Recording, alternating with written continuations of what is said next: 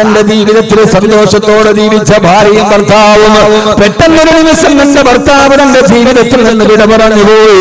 6 അടി മണ്ണിലെ കടക്കപ്പെട്ട് കഴിഞ്ഞാൽ തന്റെ പ്രിയപ്പെട്ട ഭർത്താവുമായി ജീവിതത്തിൽ കഴിഞ്ഞുപോയ നിമിഷങ്ങളോട്ട് പൊട്ടിക്കരഞ്ഞ് മരണം വരെ ഏകയായി കഴിഞ്ഞുപോയ ഒരു ഭാര്യ, ആ ഭാര്യക്ക് പിന്നെ തന്നെ മരിച്ചുപോയ ഭർത്താവിന് ഇനി ഒരിക്കലും ജീവിതത്തിൽ കണ്ടുമുട്ടാൻ കഴിയില്ലെങ്കിൽ പിന്നെ ആ കാത്തിരിപ്പിന് എന്ത് അർത്ഥമാണുള്ളത്?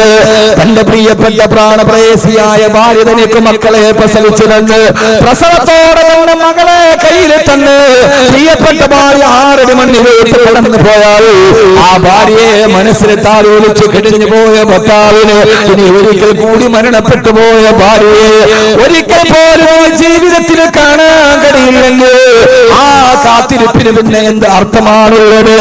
ബന്ധങ്ങൾക്ക് എന്ത് അർത്ഥമാണുള്ളത്? കഷ്ടപ്പെട്ട് വളർത്തിയ മാതാപിതാക്കൾ മരിച്ചു മണ്ണിൻകടിയിലേക്ക് പോയി.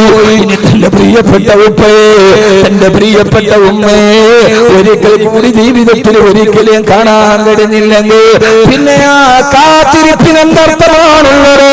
അല്ലാഹുവിന്റെ ഖുർആൻ പറയുകയാ, ഭാര്യ ഭർത്താക്കന്മാരായി ഭൂമിയിൽ ജീവിച്ചിട്ട് ഒരാൾ പള്ളിക്കാട്ടിലേക്ക് പോയാൽ അതോടെ അവസാനിക്കുന്നില്ല ചെറുപ്പക്കാരാ. പിന്നെ അവര് കണ്ടുമുട്ടുന്നത് എവിടെ വെച്ചാ? അവര് സുന്ദരമായി കണ്ടുമുട്ടുന്ന ഒരു സ്ഥലമുണ്ട്. ആ സ്ഥലം ഏതെന്നറിയോ?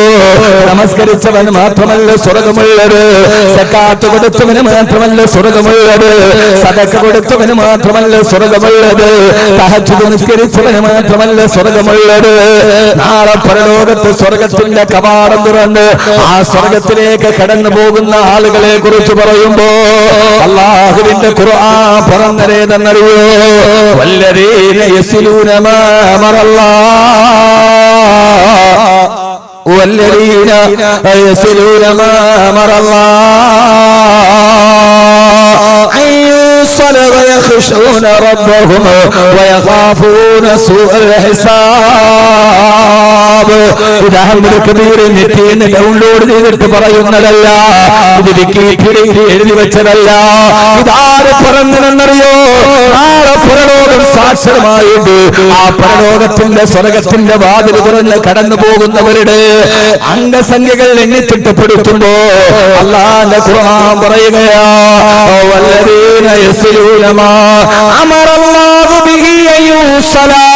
അല്ലാഹു ദുനിയാവിൽ കൂട്ടിച്ചേർത്ത് തന്ന ബന്ധത്തെ അവസാനം വരെ വിട്ടുപിരിയാതെ സൂക്ഷിച്ചവർ ഈ ആഡിറ്റോറിയത്തിന്റെ ഉള്ളിൽ വെച്ച് എന്ന് പറഞ്ഞ് അല്ലാഹു കൂട്ടിച്ചേർത്ത് തന്ന ബന്ധമുണ്ടല്ലോ. ഭാര്യാഭർത്താവെന്ന ബന്ധം, വാപ്പയും മക്കളെന്ന ബന്ധം, കൂടെ പുറപ്പുകളെന്ന ബന്ധം, ആ ബന്ധങ്ങൾ അല്ലാഹു ചേർത്ത് തന്ന ബന്ധങ്ങൾ, ആ ബന്ധങ്ങൾ അല്ലാഹു ചേർത്ത് തന്ന ബന്ധമാണല്ലോ. സ്വന്തം മാതാവിന്റെ ഗർഭാശയത്തിന് 4 മാസം പ്രായമുള്ളപ്പോ അല്ലാഹു പറഞ്ഞു വിട്ട മലക്ക് രേഖപ്പെടുത്തിയ ബന്ധമാണത്. ആ ബന്ധം മരണം വരെ അയ്യുസലാ. ആ ബന്ധങ്ങളെ പരസ്പരം വേർപിരിയാതെ തലാഖുകളില്ലാതെ ജീവിതത്തിന്റെ വാശി വൈരാഗ്യത്തിന്റെ ഇടയിൽ പരസ്പരം പോരടിക്കാതെ മരണം വരെ ആ ബന്ധത്തെ കാത്തു സൂക്ഷിച്ച ആളുകൾ അവരാ ബന്ധത്തെ കാത്തു സൂക്ഷിച്ചെന്ന് മാത്രമല്ല വയഖ്ശൗന റബ്ബഹും, ഭാര്യ ഭർത്താക്കന്മാരായി ജീവിക്കുമ്പോ വയഖ്ശൗന റബ്ബഹും, തങ്ങളുടെ പ്രിയപ്പെട്ട രക്ഷിതാവിനെ ഭയപ്പെടുകയും തങ്ങളുടെ പ്രിയപ്പെട്ട രക്ഷിതാവിനെ ഭയപ്പെടുകയും വയഖാഫൂന സൂഅൽ ഹിസാബ്, നാളെ പരലോകത്തിന്റെ വിചാരണയെ വല്ലാതെ പേടിച്ച് ജീവിച്ച ഭാര്യ ഭർത്താക്കന്മാർ ശ്രദ്ധിച്ചു കേൾക്കണേ സഹോദരങ്ങളെ. അങ്ങനെ ജീവിച്ച തങ്ങളുടെ ബന്ധങ്ങളെ കൂട്ടിപ്പിടിച്ചു നിർത്തി പടച്ചറപ്പിനെ ഭയന്ന് വിചാരണകളുടെ ദിവസത്തെ കുറിച്ച് ബോധ്യമുണ്ടായി ഈ ഭൂമിയിൽ ജീവിച്ച ഭാര്യ ഭർത്താക്കന്മാർ അവര് നാളെ കടന്നു പോകുന്നത് എവിടേക്കെന്നറിയോ? ജന്നാത്തു അദ്നിൻ യദ്ഖുലൂനഹാ ومن صلح من آبائهم وأزواجهم وذرياتهم. അല്ലാഹു പറയുകയാ, ജന്നാത്തു അദ്നിൻ ഏദൻ തോട്ടം. ജന്നാത്തു അദ്നിൻ ഏദൻ തോട്ടം. ഏതാണ് ഏദൻ തോട്ടം? അല്ലാഹുവിന്റെ ഖുർആൻ പറയാ, അങ്ങനെ ജീവിക്കുന്ന ഭാര്യ ഭർത്താക്കന്മാർ. ഞാൻ ഈ പറയുന്നത് സൂറത്ത് ഹൂദ്. ജന്നാത്തു അദ്നിൻ ഏദൻ തോട്ടത്തിലേക്ക് അവർ കടന്നു പോകും. എന്താ ഏദൻ തോട്ടം? ഖുർആൻ എത്ര ഭംഗിയായിട്ടാ പറയുന്നത് നിങ്ങളൊന്ന് ചിന്തിച്ചു നോക്കിയും. ഖുർആൻ കാലികമാണ്, സാർവലൗകികമാണ്. ഖുർആന്റെ ഒരു പരാമർശം നമുക്ക് കേട്ടാൽ 6-ാം നൂറ്റാണ്ടിൽ ജീവിക്കുന്നവന് തോന്നും എന്നോട് പറയാൻ, 10-ാം നൂറ്റാണ്ടിൽ ജീവിക്കുന്നവൻ അപ്പോൾ വായിച്ചാൽ തോന്നും ഇത് എന്നോടാണ് സംസാരിക്കുന്നതെന്ന്. 21-ാം നൂറ്റാണ്ടിൽ ഇപ്പോൾ ജീവിക്കുന്നവന് തോന്നും ഖുർആൻ എന്നോടാണ് സംസാരിക്കുന്നത് എന്ന്. അതാണ് ഖുർആന്റെ പ്രത്യേകത.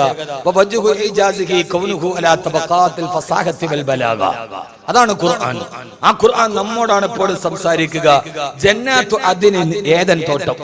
നമ്മുടെ കേരളത്തിൽ ഇന്ന് സംഭവിക്കുന്ന ഏറ്റവും പ്രധാനപ്പെട്ട ഒന്ന്, ചാനലുകളിൽ ഭാര്യ ഭർത്താക്കന്മാർക്ക് വേണ്ടി റിയാലിറ്റി ഷോകൾ നടക്കാറുണ്ട്. കുറെ കാലഘട്ടം മുമ്പ് അത് പാട്ടുപാടുന്ന പെണ്ണിൽ തുടങ്ങി, പിന്നീട് വയസ്സുള്ളവർക്കായി, ഇപ്പൊ ഏറ്റവും അടുത്തത് ഭാര്യ ഭർത്താക്കന്മാർക്ക് വേണ്ടി മെയ്ഡ് ഫോർ ഈച്ച് അതർ. ഈ അടുത്ത കാലത്ത് നടന്ന കേരളത്തിലെ ഏറ്റവും പ്രധാനപ്പെട്ട ഭാര്യ ഭർത്താക്കന്മാർക്ക് വേണ്ടിയുള്ള ഒരു റിയാലിറ്റി ഷോയാണ് മെയ്ഡ് ഫോർ ഈച്ച് അതർ. അങ്ങനെയല്ലേ അല്ലേ കുട്ടികളെ? നിങ്ങൾ അതുപോലെ നോക്കാത്ത മുത്തക്കീങ്ങളാ. ഇനിയിപ്പോ നിങ്ങളോട് വാല് പറഞ്ഞാ അവർക്കതൊന്നും അറിയില്ല. സാധുക്കൾ ഞാൻ അറിഞ്ഞോണ്ടാ പറയാ, കാരണം അതിന്റെ പേരിൽ കുറെ കൂരമ്പുകൾ കിട്ടിയ ആളാ ഞാൻ, അതുകൊണ്ടാ പറയാ. മെയ്ഡ് ഫോർ ഈച്ച് അതർ, അതിനകത്ത് 1-ാം സമ്മാനം വാങ്ങിച്ചത് ഈ പ്രാവശ്യം നമ്മുടെ സമുദായത്തിന്റെ കപ്പിൾസ്. ഞാൻ അതിനെതിരെ പ്രസംഗിച്ചതിന്റെ പേരിലാണ് അതിൽ സമ്മാനം കിട്ടിയ ആളുടെ പിതാവ് എനിക്കെതിരെ ഫേസ്ബുക്കിൽ ആരോപണം ഉന്നയിച്ചത്. അയാളെന്നെ നാട്ടുകാരനാണ്. ഫേസ്ബുക്കിൽ എനിക്കെതിരെ ഏറ്റവും വലിയൊരു ആരോപണം ഈ സമയത്തുണ്ടായത്, കാഞ്ഞാറിൽ നടന്ന തബ്ലീഗ് ജമാഅത്തെ ഇസ്ലാമി വഹാബി കൂട്ടുകെട്ടടച്ച പ്രസംഗത്തിൽ സമസ്തയുടെ പ്രഭാഷകൻ കബീർ വാക്കവി പങ്കെടുത്തു. നുമ്മുമാടെ പുണ്ണാക്ക്. അതായിരുന്നു ഫേസ്ബുക്കിലെ വാർത്ത. എന്താണെന്നറിയോ? എന്റെ നാട്ടിലിപ്പോ ഞാൻ എന്റെ ജന്മനാടാണ്. ആ ജന്മനാടിൽ എല്ലാവരും ഒരുമിച്ച് നടത്തിയൊരു പ്രസംഗം. ആ പ്രസംഗത്തിൽ പങ്കെടുത്ത് അവിടുത്തെ പ്രധാനപ്പെട്ട ദീനിന്റെ ഏറ്റവും വലിയ ഹോൾസെയിൽ വക്താവാണ് ഇദ്ദേഹം. അറിയാമല്ലോ നിങ്ങൾക്ക് ആരായിരിക്കുമെന്ന്. ചേളാരി പ്രഭാഷകൻ എന്നെ പ്രയോഗിച്ചപ്പോ തന്നെ മറുഭാഗത്ത് പറഞ്ഞ ആരാന്നറിയാലോ? അദ്ദേഹത്തിന്റെ മകൻ വലിയ ദീനിന്റെ ആളാണ്. ഈ പറഞ്ഞ ആളുകളെ മുഴുവൻ ദീനിൽ നിന്ന് പുറത്താക്കുന്ന ആളാണ്.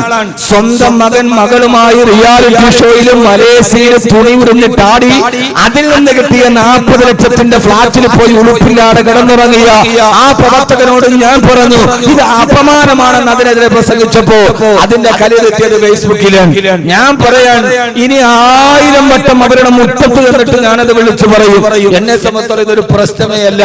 കാരണം എന്നെ നട്ടെല്ല് വാടപ്പിണ്ടിയല്ല, നല്ല ബലമുള്ള എല്ല് വെച്ചിട്ടാണ് പ്രസംഗിക്കാൻ ഇറങ്ങിയത്. അതുകൊണ്ട് തന്നെ അള്ളാഹുവിന്റെ ദീൻ നിരോധിച്ച ഒരു കാര്യത്തിന് സമരസപ്പെട്ട് അത് ഹലാലാണെന്ന് പറഞ്ഞു കൊടുക്കണമെന്നാണ് ഈ സമൂഹത്തിന്റെ താല്പര്യമെങ്കിൽ പിന്നെ നമ്മൾ എന്തിനാണ് പ്രബോധനം നടത്തുക? ആരുടേതാണെങ്കിലും പറയണ്ടേ? വലിയ ദീനി പ്രവർത്തകനാണെന്ന് പറഞ്ഞ് അയാൾ വലിയ ആളാന്ന് പറഞ്ഞിട്ട്, അയാൾ വലിയ ശൈഖുനാന്റെ ആളാന്ന് പറഞ്ഞിട്ട് നമുക്കത് പറയാതിരിക്കാൻ പറ്റൂ? എന്നാ പിന്നെ നമ്മൾ എന്തിനാ പറയാൻ വേണ്ടിയിരിക്കുക? അള്ളാഹു നമുക്ക് ബോധം തരട്ടെ. രാജാവ് ഞാനാണ് എന്ന് പറയാൻ ചരിത്രത്തിൽ ഒരാൾ വേണം. അതുകൊണ്ട് തന്നെ സഹോദരങ്ങള്, ഈ അടുത്ത കാലത്തായി നമ്മുടെ മുസ്ലിം സമൂഹത്തിന് ബാധിച്ച ഏറ്റവും പ്രധാനപ്പെട്ട ഒരു മരുന്നില്ലാത്ത അർബുദ രോഗമാണ് ഭാര്യ ഭർത്താക്കന്മാര് മുഴുവൻ റിയാലിറ്റി ഷോകളിൽ പങ്കെടുത്ത് അന്യപുരുഷന്മാരുടെ മുമ്പിൽ സാഹസികമായ കലാപകടം നടത്തണം. മെയ്ഡ് ഫോർ ഈച്ച് അതറിന്റെ ഫൈനൽ കേൾക്കാൻ മലേഷ്യ അടക്കമുള്ള വിദേശ രാഷ്ട്രങ്ങളിൽ ആ വിദേശ രാഷ്ട്രങ്ങളിൽ പോയി മെയ്വടക്കത്തോടുകൂടി തങ്ങളുടെ വിടുപ്പിന്റെ ഭാഗത്ത് കൊളുത്തുകൊളുത്തിയിട്ട് മുകളിലൂടെ റൈഡ് നടത്തുക. ആ സമയത്ത് നിന്നെ അള്ളാഹു അമാനത്തായി ഏൽപ്പിച്ച ഒരു നിക്കാഹിലൂടെ പടച്ചറപ്പ് നിനക്ക് സംരക്ഷണമേൽപ്പിച്ച അമാനത്തായി ഏൽപ്പിച്ച ഭാര്യയെ അന്യപുരുഷനെ തൊടാനും തലോടാനും അവന്റെ കരസ്പർശനം വെക്കാനും കടത്തിവിട്ടിട്ട് 40 ലക്ഷത്തിന് വേണ്ടി അമാനത്തായ ഭാര്യയുടെ ശരീരത്തിൽ പരപുരുഷൻ സ്പർശിച്ചാൽ ഉളുപ്പില്ലാതെ നോക്കി നിൽക്കുന്ന എന്തിനു വേണ്ടിയാ? എന്നെ അമാനത്തായി കിട്ടിയ ഭാര്യയുടെ ശരീരത്തിന്റെ ഭാഗങ്ങളിൽ അന്യപുരുഷൻ സ്പർശിക്കുമ്പോ അത് മുഴുവനും മറുഭാഗത്ത് നിർവികാരയോടെ നോക്കി നിൽക്കാൻ അതിനുവേണ്ടി മനസ്സിനെ പ്രേരിപ്പിച്ചത്.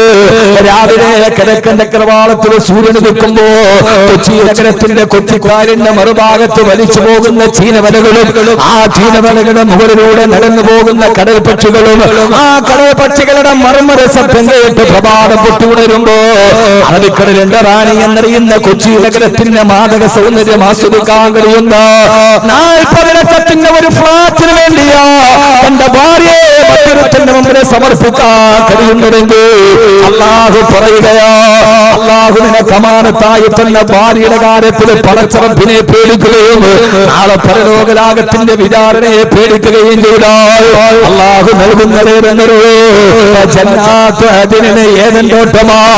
എന്താ ഏതൻ തോട്ടം എന്നറിയോ? കൊച്ചുകായലിന്റെ ഫ്ലാറ്റ് പോലെയല്ല, ഡൽഹി നഗരത്തിന്റെ ഡൽഹി നഗരത്തിലെ വില്ല പോലെയല്ല, ദുബൈയിലെ പാം ജുമൈറയിലെ സ്വർണ്ണ കൊട്ടാരം പോലെയല്ല. പറയുകയാ എന്താ ജന്നാത്തു അതിനെന്നറിയുമോ? വഅദല്ലാഹുൽ മുഅ്മിനീന വൽ മുഅ്മിനാത്തി ജന്നാത്തിൻ തജ്രീ മിൻ തഹ്തിഹാൽ അൻഹാർ വമസാകിന തയ്യിബത്തുൻ ഫീ ജന്നാത്തി അദ്ൻ.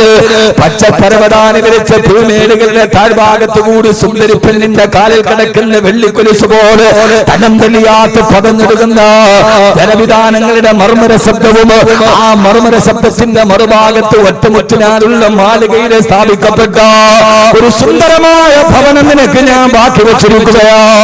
എന്റെ പ്രിയപ്പെട്ട ഭർത്താക്കന്മാര്, എന്റെ ഭാര്യയെ മറ്റൊരുത്തിന് മുമ്പിലേക്ക് കടത്തി വിട്ടിട്ട് വാങ്ങിക്കുന്ന ഫ്ലാറ്റുകളല്ല.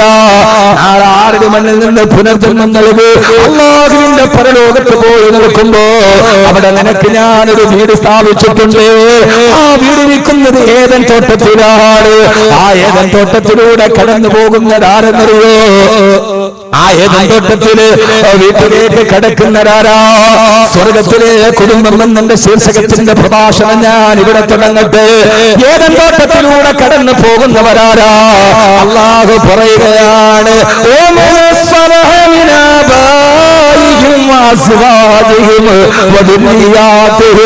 നിന്റെ സാലിഹീങ്ങളായ മാതാപിതാക്കൾ, നിന്റെ സ്വാലിഹീങ്ങളായ മാതാപിതാക്കൾ, വാസുവാദികൾ നിന്റെ ഭാര്യമാരും വധുരീയാത്തിയും നിന്റെ പ്രിയപ്പെട്ട പൊന്നുമക്കളും. ഈ കടുവാപ്പള്ളിയിലെ കൊച്ചുകൂച്ചിൽ നമ്മൾ ആരൊക്കെയായി താമസിച്ചിരുന്നുവോ? നമ്മുടെ മാതാപിതാക്കളുടെ കൂടെ, നമ്മുടെ ഭാര്യമാരുടെ കൂടെ, നമ്മുടെ പ്രിയപ്പെട്ട മക്കളുടെ കൂടെ നാളെ ഏതൻ തോട്ടത്തിന്റെ സുവർണ്ണ ഭവനത്തിൽ നിന്നെ ഞാൻ ഒരുമിച്ച് കൂട്ടുമെന്ന് അല്ലാഹുവേ, അല്ലാഹുവേ, അല്ലാഹുവേ, നിങ്ങൾക്ക് മഹാഭാഗ്യം നീ നൽകി അനുഗ്രഹിക്കണേ അല്ലാ. നാളെ സ്വർഗത്തിന്റെ വീട്ടിൽ ഒരുമിച്ച് കൂടാൻ കഴിഞ്ഞാൽ പിന്നെ നമുക്ക് അവിടെ ഒന്നും ഭയപ്പെടാനില്ലല്ലോ. സ്വർഗമാണ് കിട്ടുന്നതെങ്കിൽ പിന്നെ ഒന്നും അറിയണ്ടല്ലോ. ഈ ദുനിയാവിൽ നമ്മുടെ കുടുംബം പോറ്റണമെങ്കിൽ നമ്മുടെ ശരീരത്തിൽ എത്ര വിയർപ്പുള്ളികളെ താഴോട്ടൊടുകണം. പക്ഷേ സ്വർഗത്തിന്റെ വീട്ടിലെങ്ങാനും അല്ലാഹു ഒരുമിച്ച് കൂട്ടിയാൽ പിന്നെ നമ്മുടെ ശരീരം വേർക്കണ്ടല്ലോ. തിളക്കണ്ട പൂത്തണ്ട, വെയിൽ കൊള്ളണ്ട, നിനക്കുള്ളതൊന്നും തന്നെ നീ അറിയണ്ട. ഒരു തുള്ളി വേർപ്പ് പോലും ശരീരത്തിൽ നിന്ന് ഇട്ടാൽ ആ സ്വർഗത്തിൽ താമസിക്കാൻ കഴിയുമെങ്കിൽ അല്ലാഹുവേ, അല്ലാഹുവേ, ആ സ്വർഗത്തിന്റെ പ്രവേശനം നീ ഞങ്ങൾക്ക് നൽകി അനുഗ്രഹിക്കണേ അല്ലാ.